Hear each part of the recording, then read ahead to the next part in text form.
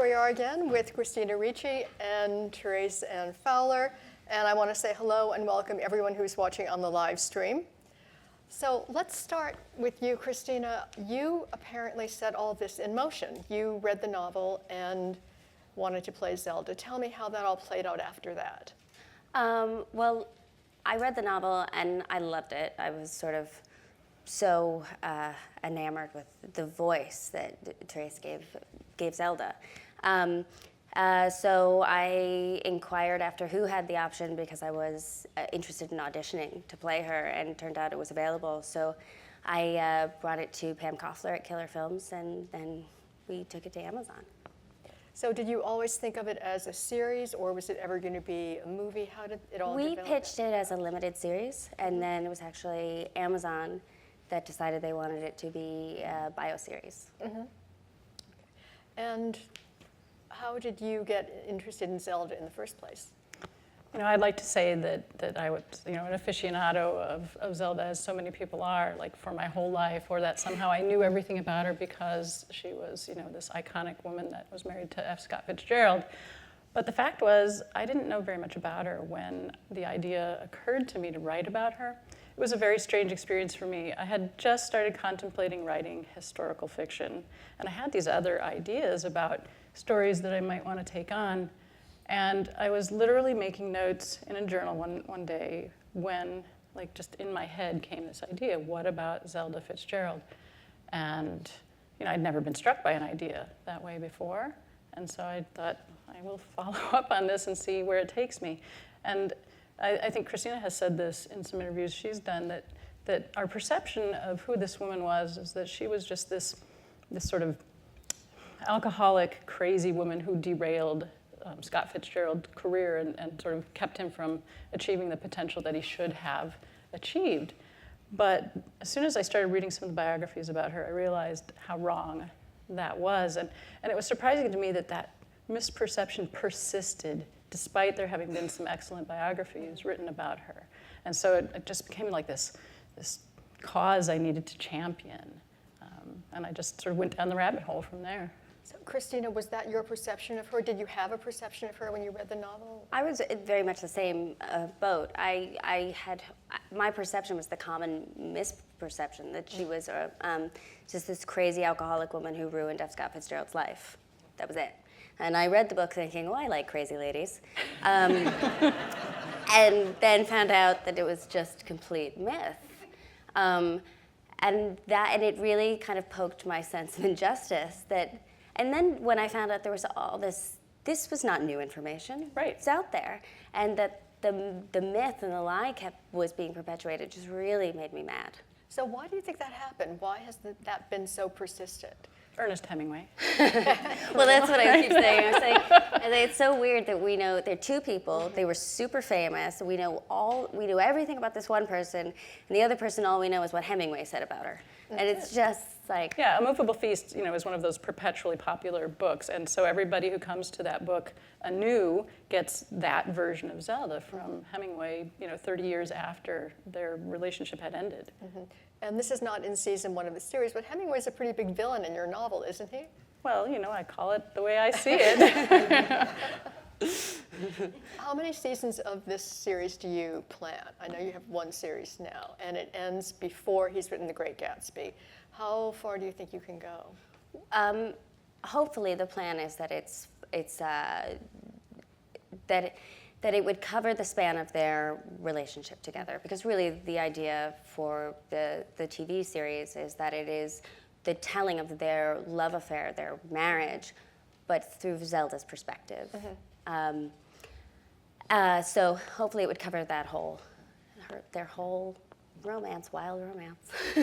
And that's the span of your novel as well. It's their relationship. Why did you decide to do it that way, rather than her whole life? Well, one of the things that I think fiction obliges us to do is sort of to give a story a manageable arc.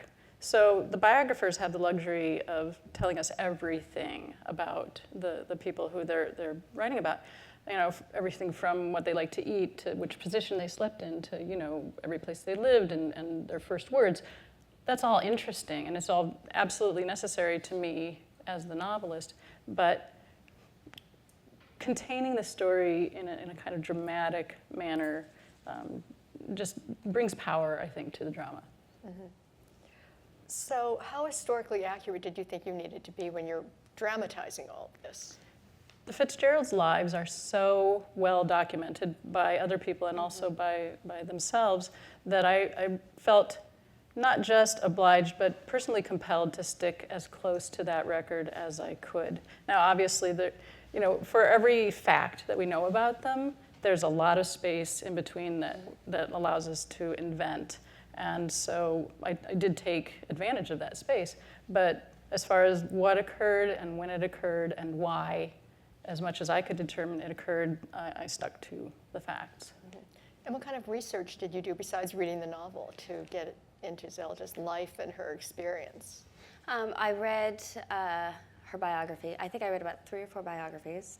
I read his biographies, and I read all of his writing and as much of her writing as I could get my hands on. How good a writer do you think she was? Zelda? Yeah, Zelda. Her short stories are very accomplished and completely charming. And in fact, I encourage anyone who only knows Zelda's writing from her novel, Save Me the Waltz, to go back and read her short fiction and her essays, because that's where you really feel Zelda, most genuinely. She wrote Save Me the Waltz after she had had her breakdown and she was hospitalized. So that's not really the truest example of her talent, I think. But the short fiction that she was publishing, both under her own name and sometimes under Scott's name, really shows us the talent that she had. And I think that talent could have been further developed if she'd been able to take herself seriously and had been taken seriously. Now, correct me if I'm wrong, but it seems to me there probably were 2 kinds of readers for your novel and audience for this series. People who are curious about Zelda Fitzgerald and people who are already obsessed and who cannot get enough of that period. Does that seem like an accurate assessment of the possible audience? That sounds right to me. In the afterword in the novel, I talk about how I became aware very quickly while doing the research that there were these sort of 2 teams, Team Scott, Team Zelda. Those are the vociferous champions on both sides of the debate, let's call it. But yeah, there are lots of people who are just simply fascinated with the era, or who have encountered Zelda as what they think of as a feminist icon, who are coming, to the show, to the book, both. And people who just really love great, historical costume drama, right? I mean, that's what I'm getting from watching the show right now. So what do you think accounts for that fascination with that period, with those characters in particular, and with the whole Jazz Age period?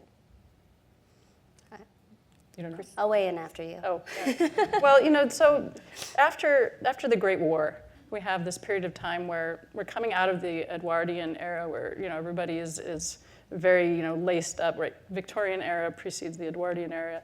People are so used to following the rules right up until the U.S. gets involved in World War I. And then suddenly it's sort of like anything goes.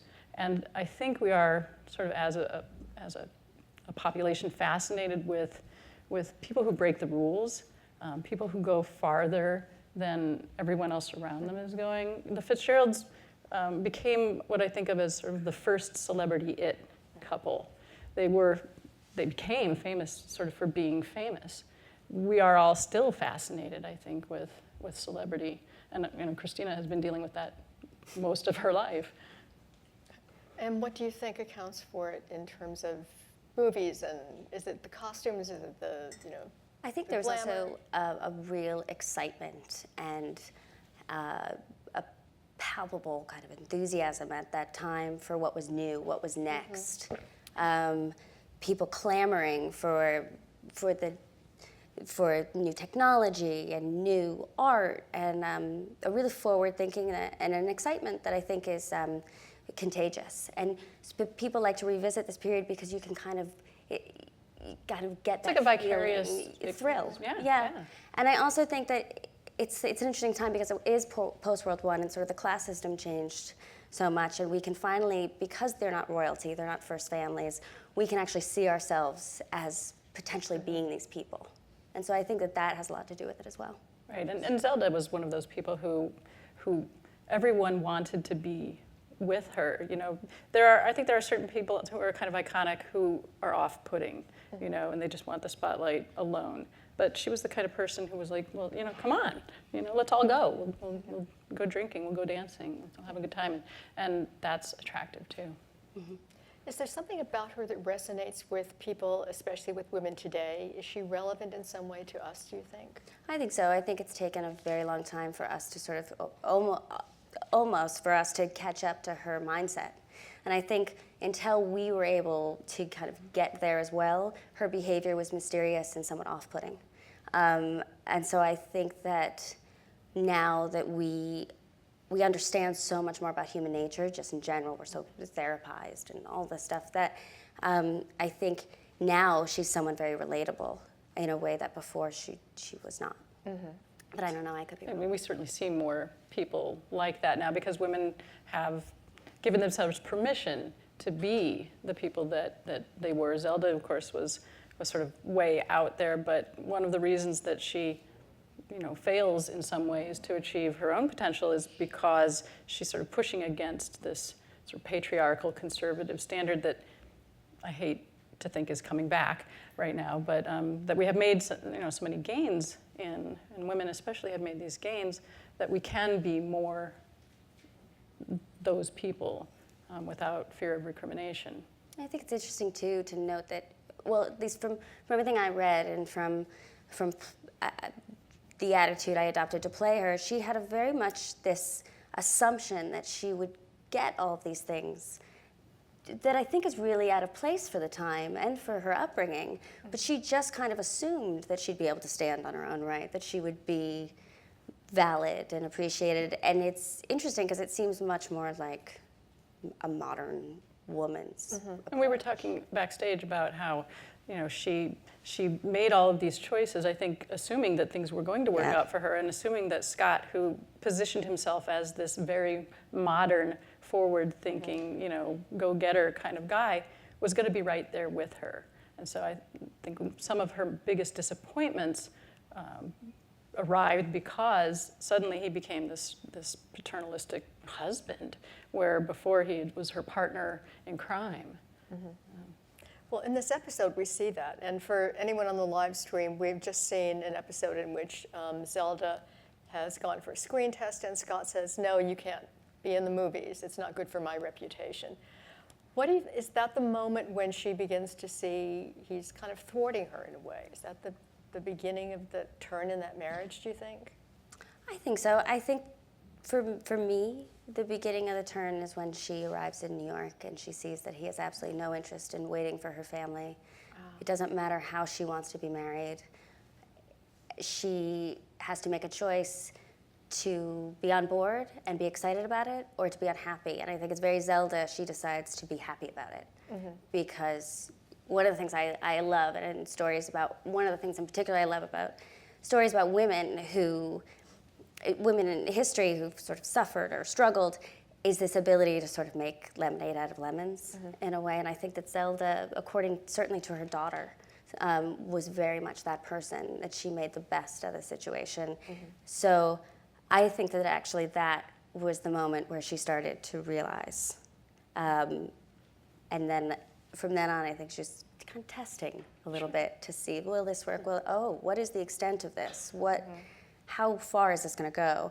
And I think very much by the end of this season, she sort of realizes. Mm-hmm. Yeah, it's a different paradigm, right? Because when they're in the earlier stages of their romance, he's sort of directing things up to a point, and she's flattered, I think, by all the attention, and you know, this Yankee, you know, who wants to be this famous writer, is going to show her the big life. But he's a person who has to direct everything, and she discovers this, right, when they get to New York, and suddenly it's his way or no way. And he's out of his element down south, so you know, she has a little bit, I think that a little more counts power for a little bit. Yeah, she had more power, and I don't think she realized that was going to change at all. Right. So why do you think he did thwart her? Was it jealousy? Was it insecurity? What was that about? Both, I think. And competitive. They both seem to be very competitive with each other. Mm-hmm. Yeah, there's a scene early in the book before their marriage where Zelda's referring to the fact that her mother is saying that they're going to wear each other out. And they do, because of that competitiveness, because she didn't want to just sit back and take everything that was being pushed at her or pushed on her, but she also wasn't, I think, and most women at the time weren't sort of feminist enough to say, well, then I don't care, I'm gone. She couldn't do that. She loved him too much. She wanted the things he wanted. I think she understood that her best self also arrived when he was at his best. You know, that the two of them together had something that neither one of them had alone. I think she also felt incredibly responsible for him at a certain point. Sure. When she realized how fragile he was and how obsessed he was with her. And I think that's why we have that scene in this episode where, you know, Ludlow actually says, you'll ruin him. And what's interesting is that she ended up being blamed for his ruination anyway. You know, so I think that had a lot to do with it as well. I don't know. But he also says, this is what you signed up for, isn't it? What did she sign up for? What did she think that she was signing up for in that marriage, do you think? She recognized his vulnerability early and that he was in some ways dependent on her to be his muse. She was flattered by that. And so, you know, for her to suddenly say, maybe I don't want this job, I think that's when Ludlow's reminding her, you know, that is the job you said you wanted. Well, she had a lot of other roles later in her life. In other seasons, maybe we'll see this, but we see that she was a writer and he stole some of her work or borrowed it. But she also was later a painter and she became obsessed with being a ballet dancer. Was there one talent that you think she had that it's the greatest loss that she didn't get to develop? Either one of you, Christina, do you have a sense of that? I don't.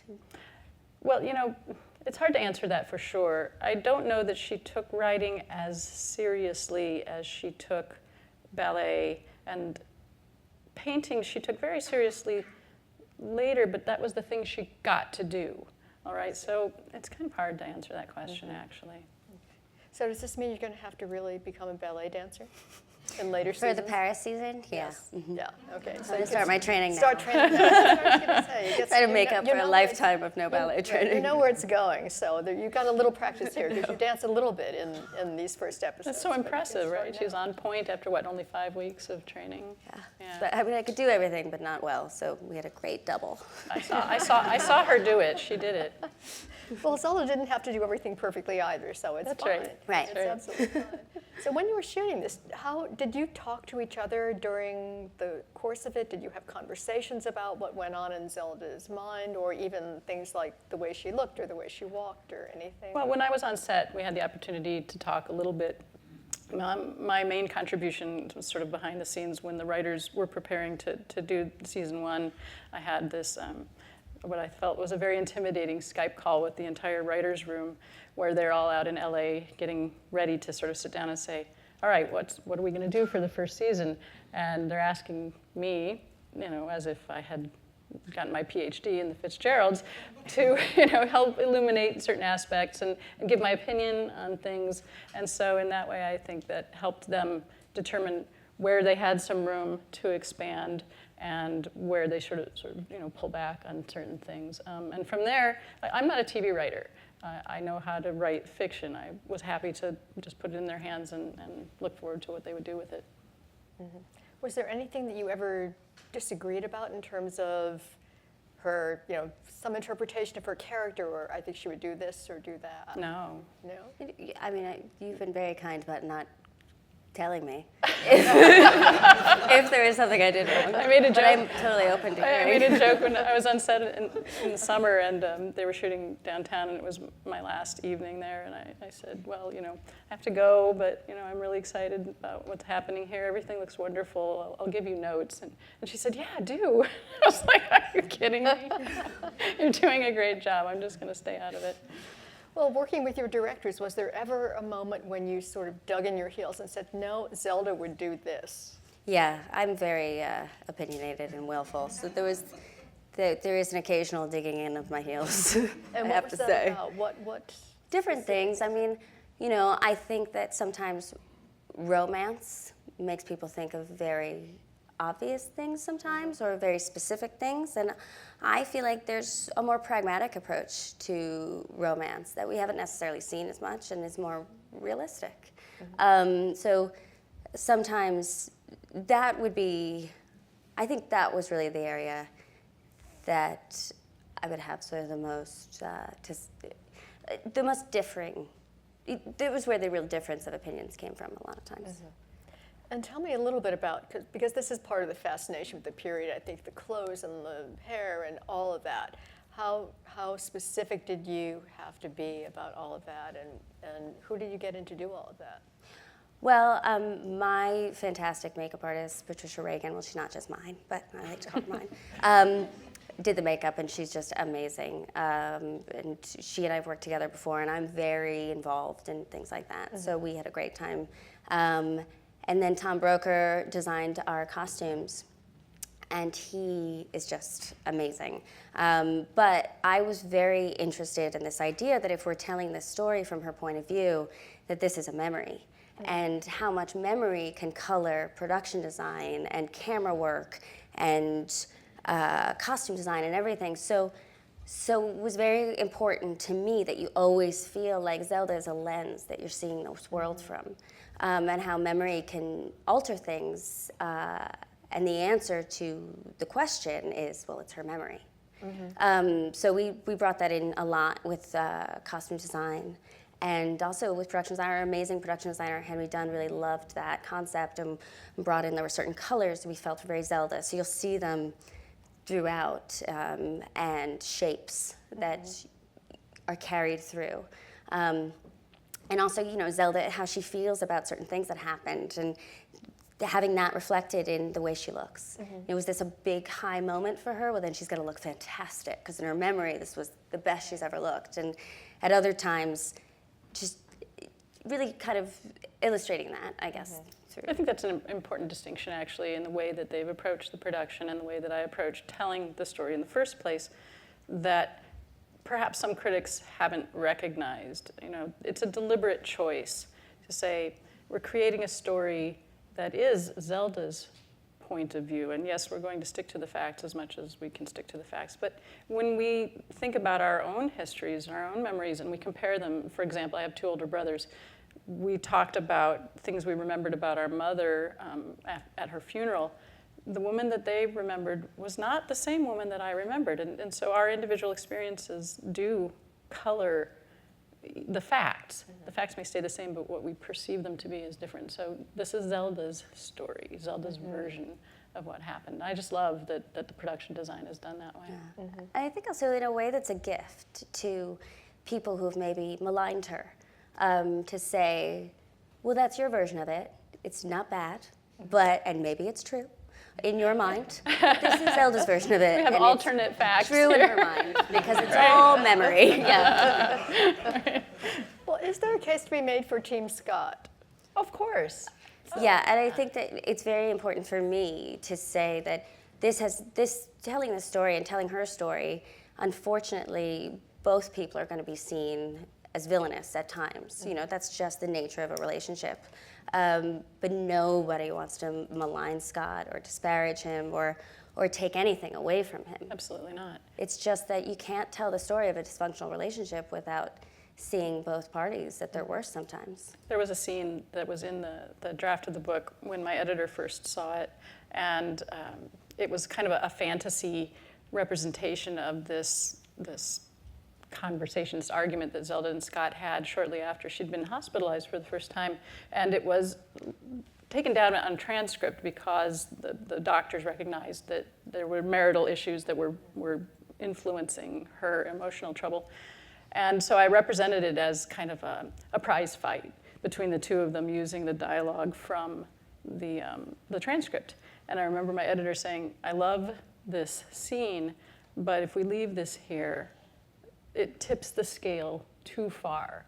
It actually happened, okay? This was a true moment in their life, but when you look at the story broadly, we didn't want it to be all Zelda and Scott down here as the villain. We wanted it to be an equal representation of all of their faults. And So maybe I'll put the scene, on my website or something someday. I still love that scene. Well, what you do see in both the novel and the series is that it's a great love affair. They are the loves of each other's lives, and it's very intense. And whatever problems they had, and however much they were apart and together again, this is the enduring relationship of their lives. That's right. Yeah, I think that's one of the things I loved so much about Therese's book, is that it was honest. It was honest in terms of just being very forthright about all the things, the bad things that had happened, and who had done what. But at the end of the day, there's that beautiful scene in your book where she's waiting for his body to come back, and she's in the train station, and his body is coming back on the train, and the newspaper people are outside, and she's alone in there, and she says, I don't remember exactly what the words are, but basically that this was the love of her life, and she wouldn't be anybody. She herself wouldn't be who she was without him.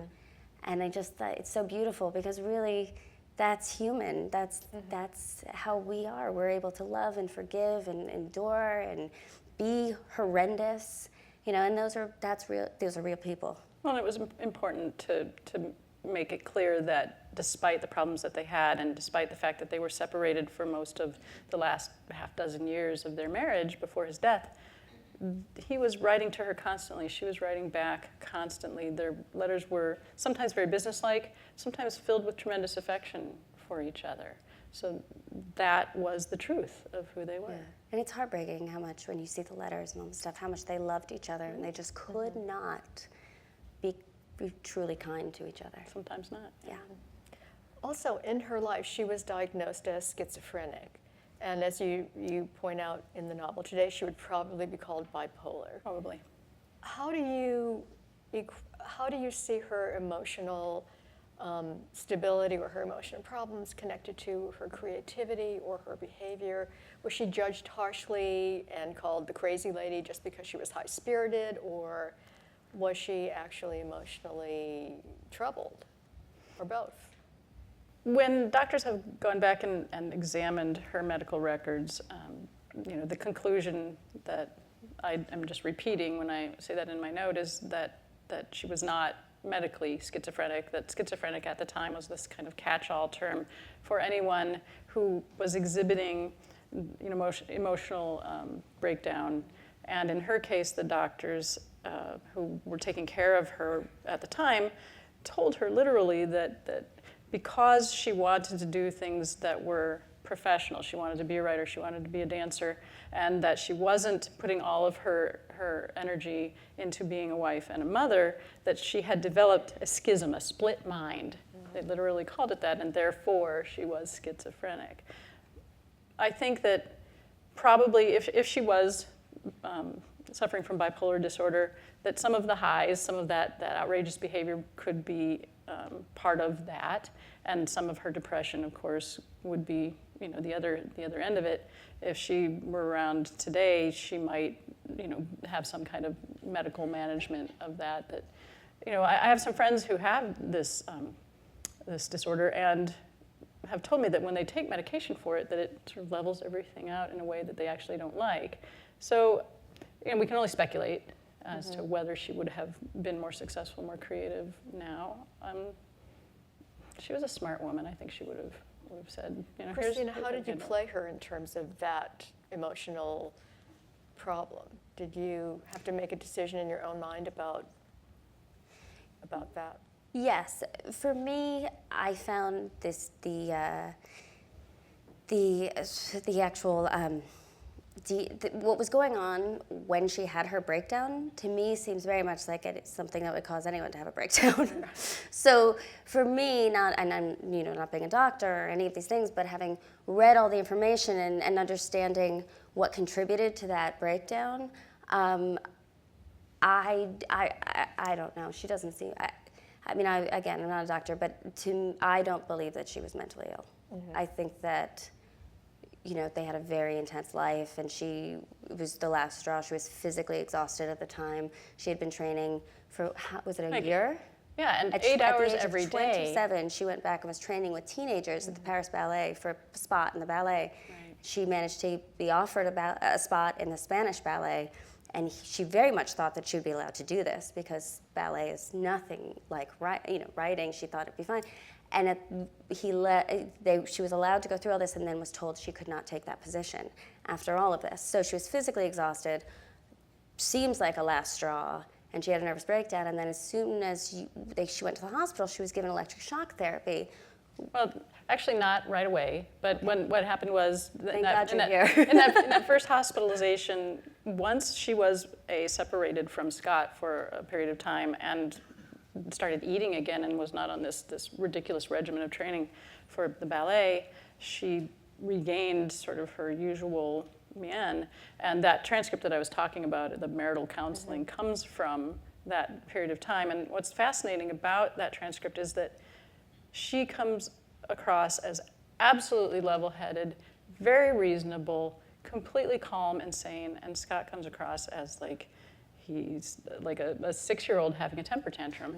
It's fascinating. And this would be maybe season 4. We're jumping ahead now. We're really jumping ahead to Yeah, what I mean, this happens would be later, 3 4 or or 5, 4. something Yeah, like that. maybe probably 4. Right. For me, just as a layman, it seems like there were a lot of contributing factors, and I think that even just being introduced into that environment, being told over and over again that you're crazy, that there's something wrong with your brain, your thinking, I think that in and of itself can alter your brain and your perception of yourself. And she very quickly became institutionalized in that she was afraid to live outside of Right, and once they institutions. start those treatments, Yeah, it alters she your had brain forever. The insulin shock therapy also is terrifically damaging. So who knows? So every film or TV series that's ever been made has scenes that had to be cut for whatever reason, length or the pacing or whatever. Is there any scene that you shot that you really wish you could have saved? No, I mean, because we were on such a tight budget and because it's half-hour drama, which is really a lot to tackle, we were very efficient with the scenes that we shot. I don't think there's any scenes that are cut out from the original scripts. Wow, that is very efficient. And other than the scene that you just mentioned, are there other things that or things from the novel that you wish could have been in the series? Well, that I guess remains to be seen. Obviously, I've been quite flattered so far to see some of the things, whether it's like actual dialogue or situations or just little bits of things make it into the scripts. It's great. Tell me a little more about the casting of other people in the series. Were you a part of that, and what were you looking for in a Scott Fitzgerald or in the mother, who's a wonderful character? Yeah. David Strathairn, who plays her father, who you don't see throughout the rest of the series, but here and there. You'll see him again.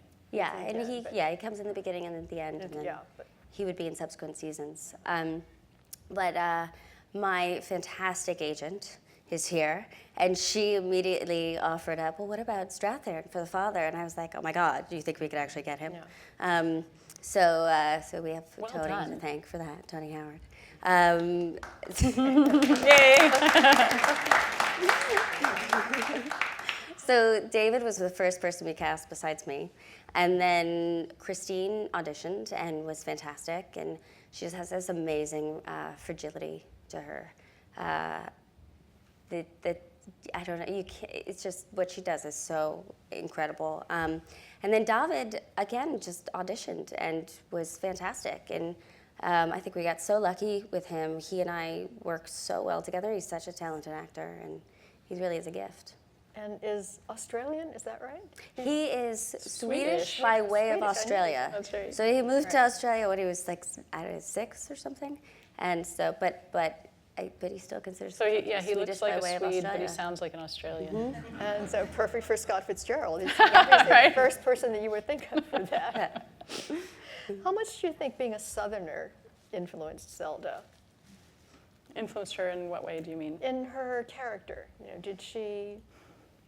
She had, I think, this kind of dichotomous relationship with the South, where that was home and it was family and it was history, and she was very much emotionally connected to that, but she was also yearning for all those new experiences, and the correspondence that she has with her family shows that sort of one foot still in the South and then in those traditions.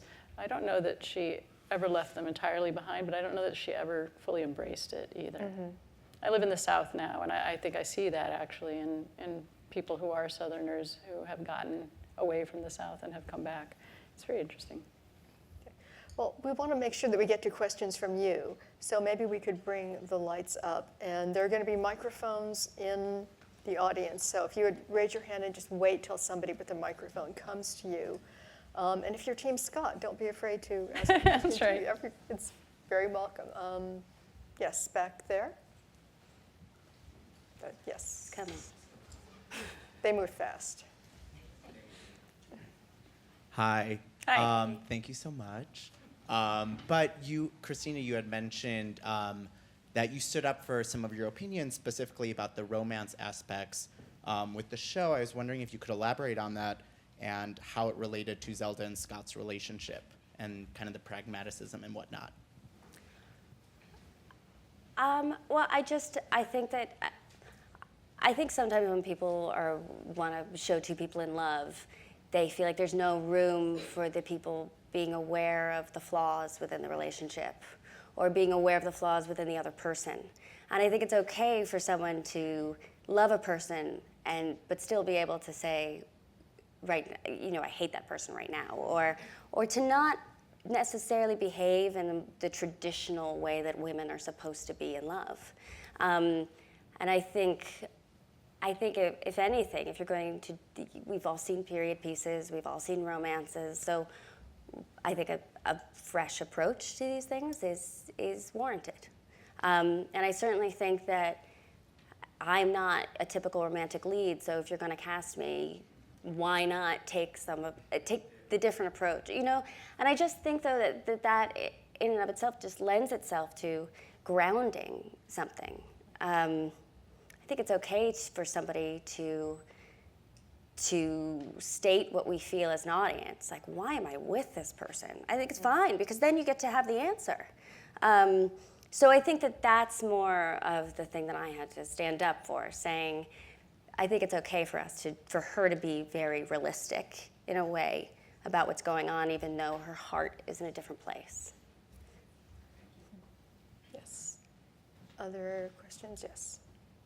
So, Christina, thank you all. And Christina, you just mentioned you're not like a typical romantic lead. You've done a lot of really interesting movies. Your characters are always kind of quirky a lot of the time. I'm wondering if your previous roles have influenced your portrayal of Zelda at all, or if most of your portrayal has come from reading the bios and all that kind of stuff. Well, I think your style of acting is probably going to remain kind of similar throughout the course of your career. So I think that probably who I am influences the way that I play people, more so than other parts influencing the way that I play people. And with Zelda, I feel like she's the most, in my mind, fully formed character that I've ever played, because I have so much information about her from all the reading I've done and living with her voice through her work and through Therese's amazing book. And I just, and I think that this part has really been different for me, in that because I had so much information, because I had this amazing voice, which I really think is sort of your voice in a lot of ways, I was then able to be very free on set and behave in an impulsive way in scenes, which I think lends a lot of realism. Is it also different playing an historical period piece, for instance, Lizzie Borden versus a contemporary character?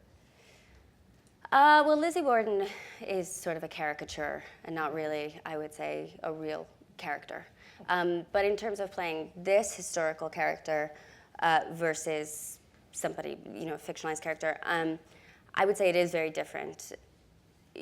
Just the amount of knowledge you can have about the person is so different. And you have a lot of other people's conclusions to sort of jump off from, which I think is great, because you have the debate already of who the person was going on in front of you or in your head, and I do think it's different. Yeah. Other questions over here?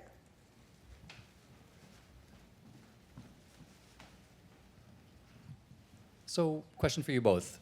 Who was Zelda when she was alone? In other words, when there was no audience, what kind of person was she? Obviously, this is the result of speculation entirely, because she did keep diaries, but those diaries don't survive. She was a very intelligent, I think, contemplative woman at times. Probably varied depending on what was happening in her life. During periods of stress or depression, obviously, it would have been a different situation. But I would guess that had she been sort of left to her own devices, suppose she'd gotten the role in the ballet and had been able to get away from Scott a little bit, I think she probably would have been a more fulfilled and happier person just in that day-to-day life. I hope so. Yeah. I would like to think that she had those times. I think for me, she's very much so. I always think of her as being someone who was never alone, because she was always somewhere in her head. There was always the kind of person that you could leave her alone in a padded cell and she would have an amazing adventure in her mind. Constantly entertained and constantly self-sufficient in a way. So whenever I think of Zelda, I always think of the word bemused for some reason. But I guess that's a lot, Well, I think you said, I don't remember which interview, talked about how she understood people. She sort of saw things the way they really were. And maybe that's what you're getting at, that she would, sort of having her own bemusement sometimes over the people she saw, the people she knew, the sort of idiocy that was happening around her. Yeah, I picture her very much as having a best friend in herself, in a way. Yeah. Other questions? There. Yes. Hi. She's got. So clearly being someone who is obsessed with the jazz age in itself, I was just curious what it was like filming some of the speakeasy scenes, especially since that is such a prominent cultural aspect of the 1920s in itself, and really just what you kind of picture when you think of 1920s. Well, in terms of, from a production standpoint, those speakeasy suits or like any big party set piece or like a logistical nightmare, but really fun to be a part of. And what I like a lot about those kinds of scenes is that as an actress and as the lead, there's always going to be a part of the room you're not in. So when they shoot that part of the room, you actually get to sit back and watch the whole thing. And I think it's, for us, it's so important that we have that kind of color because it's such a huge part of their lives and what was going on. And I think it helps to orient you a lot. Where did you shoot it geographically? We shot Savannah for Montgomery, and then we shot here in New York. We had amazing sets. Well, the Architectural Digest has a piece this week about the set design and the sets themselves. Oh my gosh, they were so impressive. Other questions back there? Yeah. Hi. I just had a question for you. This was your first book that's been adapted for TV or movies or anything.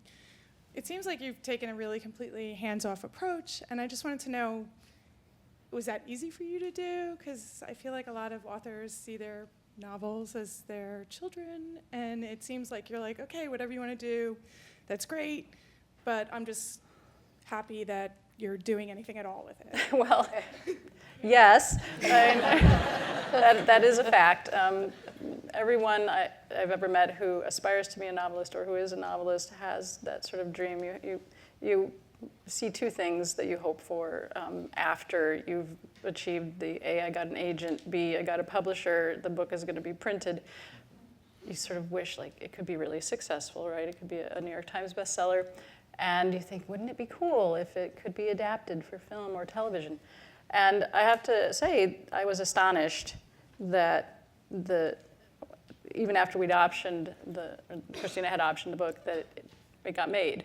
All right, so maybe I'm just more grateful than some other authors. Maybe it was in fact, I know it was because the team who was handling this project made me feel so good about what they were going to do with the material. Knowing that Christina was with Pam Koffler and Christina Vachon at Killer Films, I'd seen their previous work. It's all excellent. I just felt like everything was in really good hands. And when they brought in the writers, Dawn Prestwich and Nicole Yorkin, again, this is a team of this sort of feminist-forward group of women whose intentions for the project were really reassuring to me. And so they've made me feel very welcome to be a part of the process, but I haven't ever felt like I needed to insert myself into anything. So that's just a testament to how well they're doing their job. Other questions? Oh, somebody back there. Back here? It's in the shadows. A quick question about, trying to phrase it properly. Those of us who are feminist supporters and lovers, how much did it mean to you to be a part of something that's obviously very female power driven? Like, do you feel a deeper connection because she was a feminist and ahead of her time? And how does that relate to recent events, shall we say? Well, I think that this story is really relevant because of what's going on right now. And I think, Zelda wasn't a feminist. She would never have called herself a feminist. But this is a really important story for feminism because you see in this story how she really sort of made her own bed.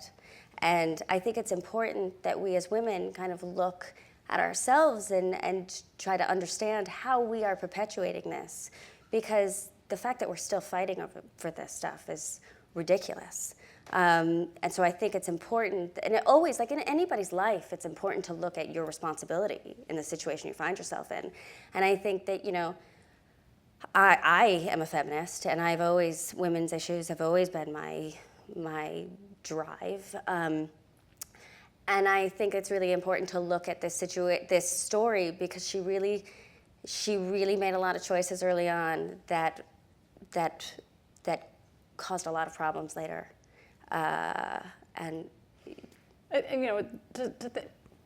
It is kind of a common misperception to say she was a feminist icon because, in fact, she had friends who, if we looked at their histories side by side with hers, we'd say, oh, wait, no, like Sarah Hart was a woman who was truly a feminist, who was involved in the suffrage movement at the time, whereas Zelda was like, well, these suffrage women, they all dress badly and they need to do their hair.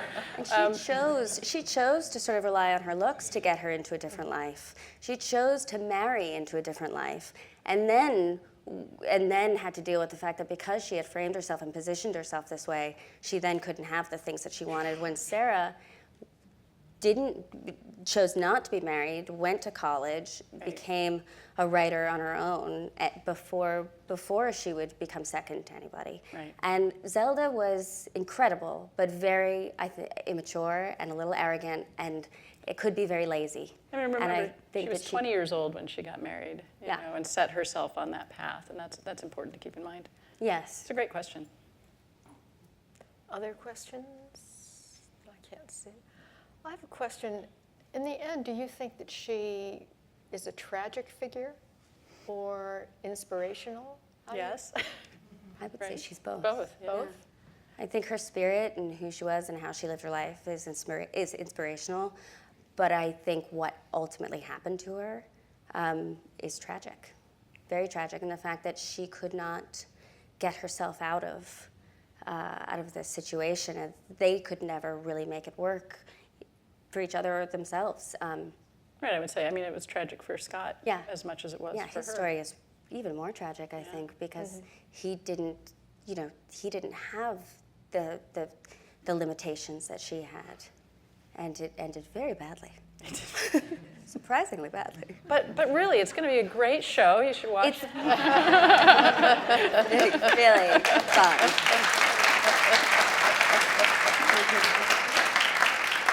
You don't even see the tragedy so much in season 1, so you haven't gotten to the really tragic part. So what is the inspirational part about her? Oh gosh, I mean, the fact that she did all of these things despite the fact that there were always people, including her mother, including her father, including her husband, telling her no, and she did it anyway, and she did it with so much energy and determination to be good at what she was doing. Maybe it's because I'm an artist that I find that especially inspirational. I think it's a good message for anyone. So we have time for maybe one more question if anybody out there has one. Yes, you get the last question back there.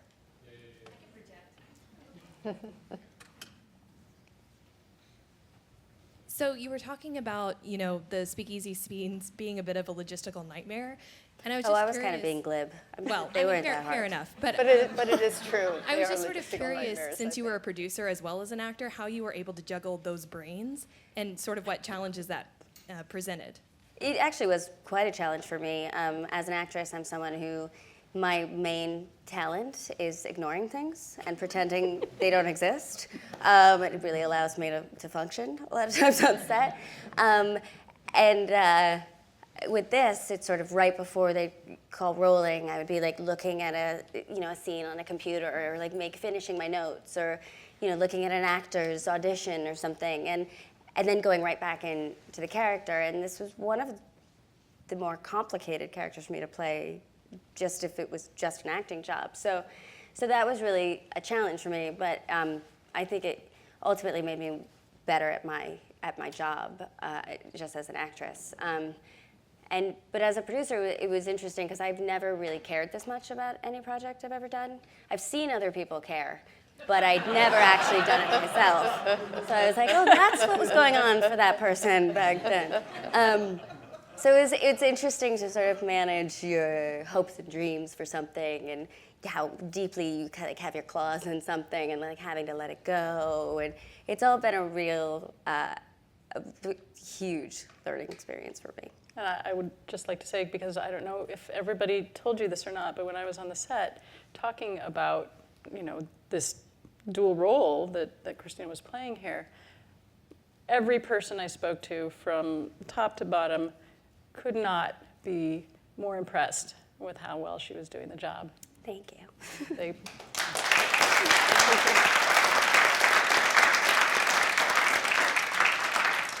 Well, we have to end here, but as I said, all of the series will be available on Amazon on Friday. Thank you, Christina. Thank you, Therese. And thank you all for coming.